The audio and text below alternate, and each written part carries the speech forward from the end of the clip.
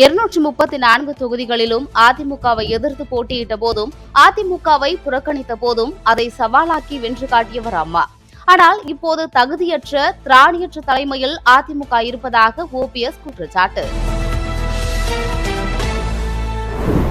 பெரியார் குறித்த அவதூறு பேச்சு மற்றும் தமிழகம் முழுவதும் பதிவு செய்யப்பட்ட வழக்குகளின் கீழ் மாவட்ட நடுவர் நீதிமன்றத்தில் நாம் தமிழர் கட்சியின் தலைமை ஒருங்கிணைப்பாளர் சீமான் ஆஜர்.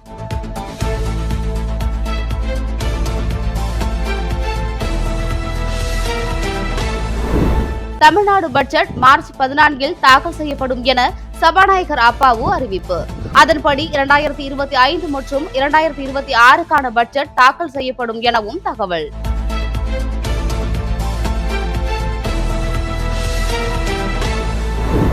எனக்கு எச்சரிக்கை விடும் தகுதி பன்னீர்செல்வத்துக்கு கிடையாது, சட்டமன்ற எதிர்க்கட்சி துணைத் தலைவர் RB உதயகுமார் பேச்சு. கட்சி நலனுக்காக என் பதவியை எடப்பாடியார் ராஜினாமா செய்ய சொன்னால் அதற்கும் நான் தயார் எனவும் கருத்து. கனடாவின் டொராண்டோ பியர்சன் சர்வதேச விமான நிலையத்தில் தரையிறங்கும் போது விமானம் கவிழ்ந்து விபத்து. விபத்தில் 18 பயணிகள் காயமடைந்து 3 பேர் படுகாயமடைந்துள்ளதாகவும் தகவல்.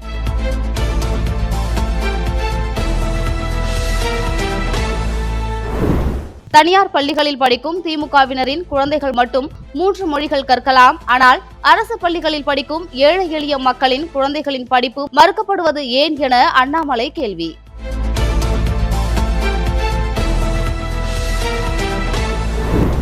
கடலோர பகுதிகளில் சட்டவிரோதமாக தாது மணலை கொள்ளையடித்த நிறுவனங்களுக்கு விதித்த அபராத தொகையை உறுதி செய்தும் அரசு அதிகாரிகளின் உடந்தை குறித்து விசாரிக்குமாறும் வழக்கை சிபிசிஐடிக்கு மாற்றி சென்னை உயர்நீதிமன்றம் உத்தரவு.